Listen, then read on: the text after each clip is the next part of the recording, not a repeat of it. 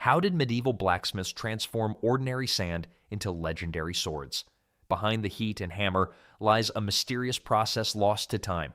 Explore the hidden art that shaped empires, forged warriors, and turned earth itself into deadly steel. Medieval blacksmiths were basically ancient alchemists, turning humble sand and dirty rocks into weapons that could slice through armor. Sounds impossible? Well, it happened every single day in smoky forges across Europe for hundreds of years. The secret ingredient wasn't magic. It was iron ore. This stuff looks nothing like the gleaming metal you'd expect. Iron ore is essentially crushed rock mixed with grains of sand, dirt, and random minerals that nature decided to throw together. Finding good ore meant digging through tons of useless rock to get the prize buried underneath. But here's where things get seriously hot.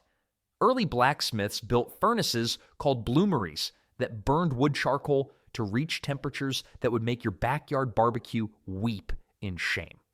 We're talking about 2,800 degrees Fahrenheit. That's actually hotter than flowing lava from a volcano, which only reaches about 2,000 degrees on a good day. At those insane temperatures, something incredible happens. The iron starts separating from all that sand and junk, slowly melting and pooling at the bottom of the furnace like liquid metal soup. The sand and other garbage float to the top as slag, which smiths would scrape away and toss aside. Then there's the whole problem of keeping those fires blazing hot enough. Medieval forges weren't randomly scattered around the countryside. They clustered near rivers for a very practical reason. Water powered the massive air bellows that pumped oxygen into the furnace fires. No river meant no consistent airflow, and no airflow meant your iron ore would just sit there like expensive dirt. The weird part is how much wood these operations consumed. A single iron bloom, that's what they called the rough chunk of iron that came out of the furnace, could require burning through an entire forest's worth of trees. Whole regions got stripped bare just to keep the forges running, which explains why medieval Europe had a serious deforestation problem. And the smell? Nobody talks about the smell. Burning charcoal mixed with melting rock and red-hot metal creates a stench that would knock you sideways. Blacksmiths basically lived in a cloud of sulfur and smoke that clung to their clothes and skin permanently.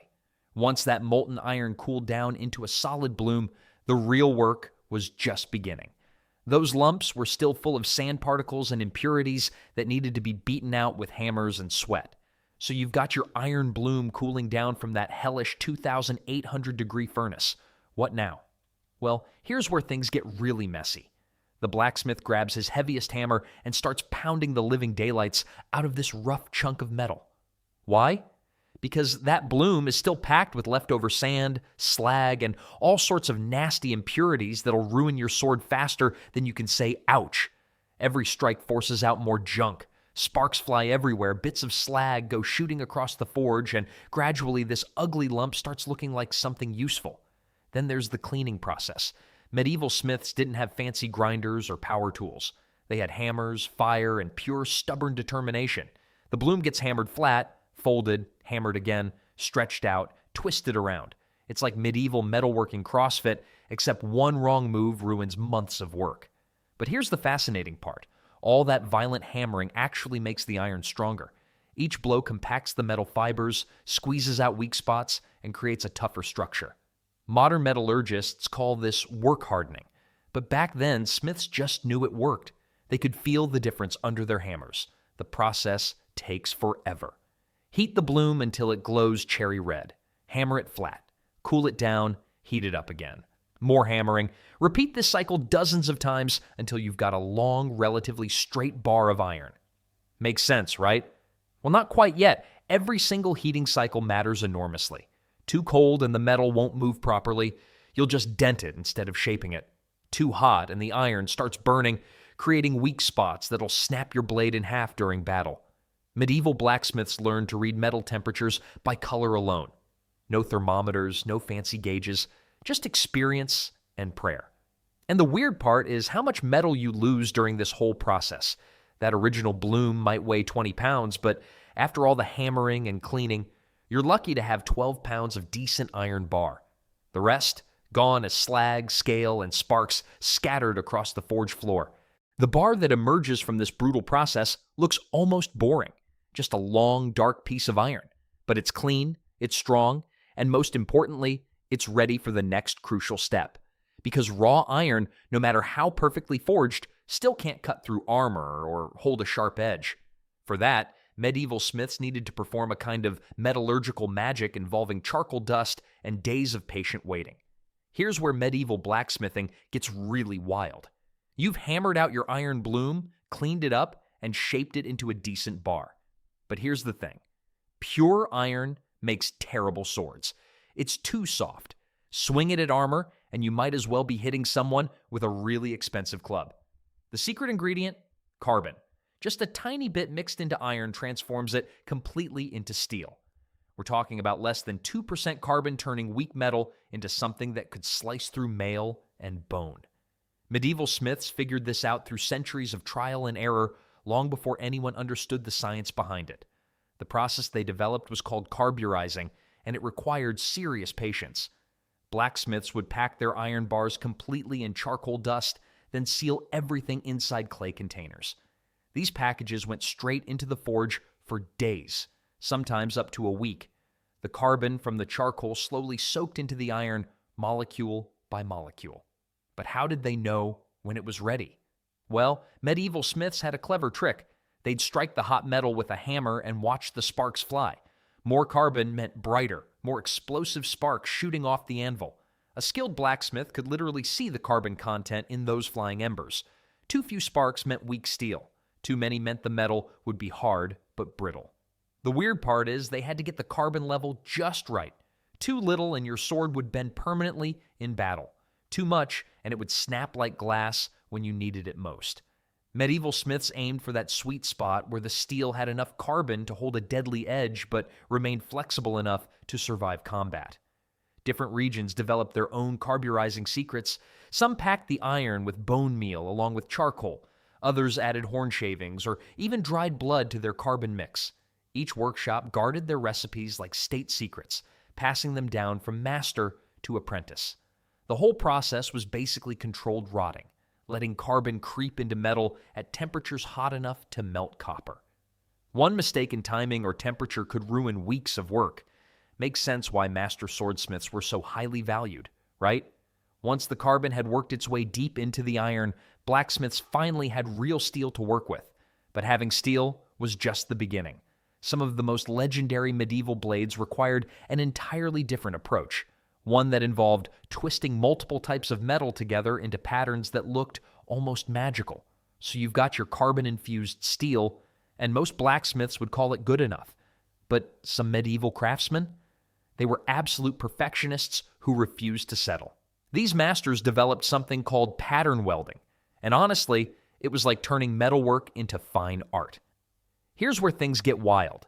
Instead of working with one solid piece of steel, pattern welders would take multiple bars of different metals, some high-carbon steel, some softer iron, and literally twist them together like rope. Then they'd hammer the twisted bundle flat, fold it over, and twist it again and again. Sometimes they'd repeat this process 20, 30, even 40 times. The Vikings were absolutely obsessed with this technique. Their swords weren't just weapons, they were status symbols that could make grown warriors weep with envy. Damascus steel from the Middle East used similar methods, creating blades so legendary that European knights would trade castles just to own one. But why go through all this torture? Well, the different metals had different strengths. The hard steel provided a razor-sharp edge, while the softer iron gave the blade flexibility so it wouldn't snap like a twig in battle. When fused together through all that twisting and hammering, you got the best of both worlds. A blade that could slice through armor but bend without breaking. The real magic happened during polishing. All those twisted layers would reveal themselves as flowing serpentine patterns running down the blade's surface. Some looked like waves, others like flames dancing up the steel. Warriors believed these patterns held mystical powers, and honestly, when you're facing down a Viking brandishing a sword that looks like it was forged by gods, you might start believing in magic too. The downside? Pattern welding was incredibly time-consuming and required master-level skill. One mistake during the folding process could create weak spots that would fail catastrophically in battle. Plus, keeping track of all those different metal layers while maintaining consistent heat. That took years to master. Then there's the fact that a single pattern-welded sword could take months to complete. The smith had to be part metallurgist, part artist, and part madman to even attempt it. Most blacksmiths stuck to simpler methods, but those who mastered pattern welding, their names became legend. Of course, having beautiful swirling patterns means nothing if your blade can't hold its shape. The next challenge was taking this composite metal masterpiece and hammering it into an actual sword without ruining all that painstaking work. After days of careful carbon treatment, the blacksmith faced the moment that separated apprentices from masters. The glowing steel bar needed to become a blade, and one wrong move meant starting over from scratch. The anvil became the surgeon's table. Heated metal, bright orange, and nearly molten, was positioned carefully while the smith calculated every strike. Drawing out the blade meant stretching that compact steel bar into something 3 feet long and razor thin. But here's the tricky part. You can't just wail away with a hammer and hope for the best. Smart blacksmiths use different hammer weights for different jobs. Heavy hammers moved metal fast but could crack the steel if swung too hard. Light hammers gave control but took forever to shape anything. The rhythm mattered too. Steady, measured blows kept the metal at the right temperature while gradually coaxing it into sword shape. Then there's the tang problem that stumped plenty of wannabe swordsmiths. The tang is the part of the blade that goes inside the handle, and it needs to be strong enough to transfer all that swinging force without snapping off. Making it too thick left you with an unbalanced sword. Too thin? Well, your blade might fly off mid-fight and kill someone you didn't intend to kill. The point required its own special technique called drawing down. The smith had to taper the steel gradually, maintaining the blade's spine strength while creating that deadly tip. Medieval warriors needed points sharp enough to punch through chainmail, which meant the geometry had to be absolutely perfect. Every few minutes, back into the fire, the blade went. Steel cools fast, and cold steel doesn't move under the hammer. It just cracks. Experienced smiths could tell the right working temperature by color alone. Orange meant go. Dark red meant reheat immediately. Gray meant you just ruined hours of work. Keeping everything straight presented another nightmare. Blades wanted to warp and twist as they cooled, especially the long ones. Smiths used special techniques, hammering alternating sides and adjusting their anvil angle to fight the metal's natural tendency to curve. A bent sword was basically a very expensive mistake. The whole process demanded incredible stamina. Arms burned from constant hammering. Eyes strained from judging temperatures in dim forge light. Backs ached from hunching over the anvil for hours. Many apprentices quit during this stage, realizing that sword making was less romantic adventure and more brutal endurance test. But when that final hammer blow landed and the blade held its shape perfectly straight and true, something magical happened. What started as ordinary sand and rock had become a weapon worthy of kings. After all that careful shaping and hammering, your blade still wasn't ready for battle. Actually, it was about as useful as a butter knife made of Play-Doh. The real magic happened next, and honestly, this step separated the masters from the wannabes who'd end up with expensive scrap metal. The blacksmith heated that blade one more time, but this heating was different, way different. He watched the steel like a hawk, waiting for that perfect moment when the metal stopped being magnetic and glowed bright orange. Not red, not yellow, orange. Get this timing wrong, and months of work just became very expensive firewood. Then came the moment of truth, the quench. The smith grabbed those red-hot tongs and plunged that glowing blade straight into oil or water faster than you could blink. The liquid exploded into steam and bubbles, making sounds like an angry dragon having a bad day. The temperature drop was insane. We're talking from 1,500 degrees to room temperature in seconds. But here's the crazy part. This violent cooling transformed the steel's entire structure. The metal's molecules literally rearranged themselves, creating something harder than anything nature ever produced. The blade could now hold an edge sharp enough to slice through mail and bone. Well, if it survived. Roughly 1 in 10 blades cracked during quenching. All that work, all those hours of careful heating and hammering, gone in an instant. The sound was heartbreaking, a sharp crack that meant starting over from scratch. Medieval blacksmiths probably invented half the curse words we still use today during failed quenches. When everything went right, though, the blade sang. Literally sang. Successfully quenched steel made this distinctive ringing sound that smiths called singing iron. Every blacksmith knew that sound meant success, and it was sweeter than any music. The newly hardened blade was now harder than files, harder than most rocks. You could strike sparks off it with flint. The steel had become so hard it could scratch iron like chalk on a board. Then there's the catch nobody mentions in the stories. This super hard steel was also super brittle. Hit something wrong and your legendary sword would snap like a pretzel. The blade was hard enough to cut through armor, sure, but fragile enough to break if you dropped it wrong. So while Quenching created that fierce cutting edge every warrior wanted, it also created a new problem that needed solving before anyone could actually swing the thing in combat. After that dramatic quench, your sword blade is harder than a tax collector's heart. But here's the problem. It's also more fragile than your ego after someone critiques your parking skills. One wrong move and that beautiful piece of steel could snap like a dry twig. Medieval blacksmiths knew this bitter truth all too well. A perfectly quenched blade might look incredible, but try to actually use it in battle. You'd end up with expensive metal shards and a very short career as a knight. The steel was simply too brittle for real combat. Enter tempering, the process that transformed these glass-like blades into flexible, battle-ready weapons. Think of it as teaching your sword some manners after the shock treatment of quenching. The blacksmith would carefully reheat the quenched blade, but this time to much lower temperatures than before. We're talking about 300 to 600 degrees Fahrenheit instead of those blazing orange heats from earlier steps. This gentle warming was like giving the metal a therapeutic massage after major surgery. Here's where things get fascinating. As the blade heated up slowly, the steel would change colors right before the smith's eyes. First came a pale yellow, almost like straw, then deeper gold. Next came brown, followed by purple, and finally blue. Each color told a story about what was happening inside the metal itself. Experienced blacksmiths became color experts out of pure necessity. Miss the right shade by even a little bit? Your sword might still be too brittle or become too soft for holding a sharp edge. Getting it just right meant watching those colors like a hawk watches a mouse. The straw yellow stage was perfect for most sword blades.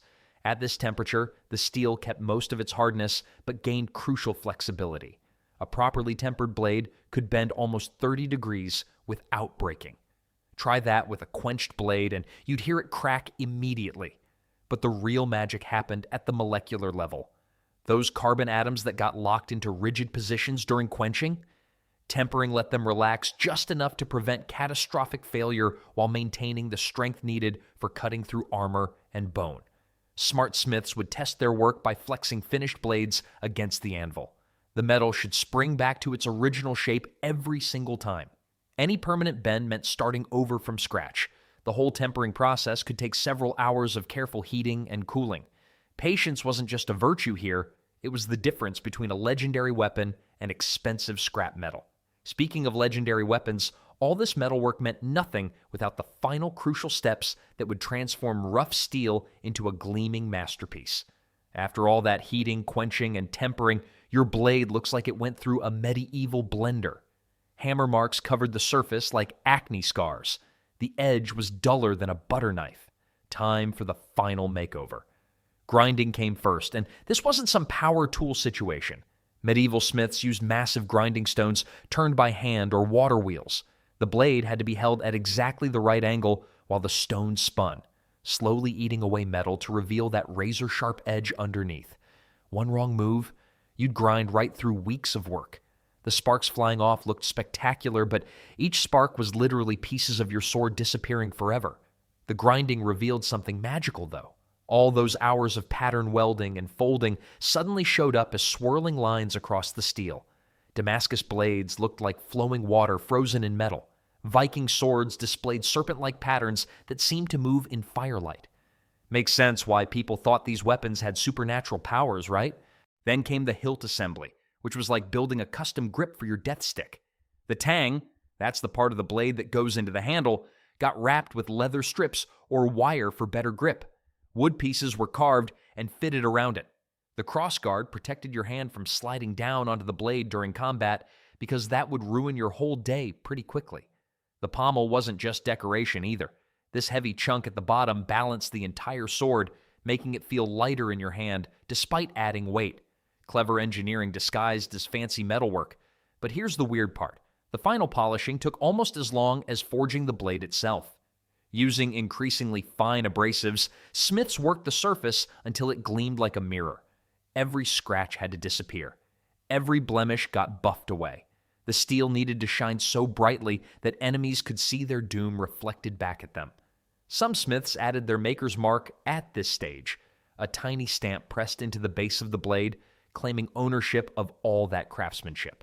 Smart business move, considering these swords often outlived their creators by centuries. What started as dirty sand and chunks of rock had become a weapon worthy of kings. The transformation was complete. Months of work condensed into 3 feet of lethal steel. From earth to art, sand had become the stuff of legends.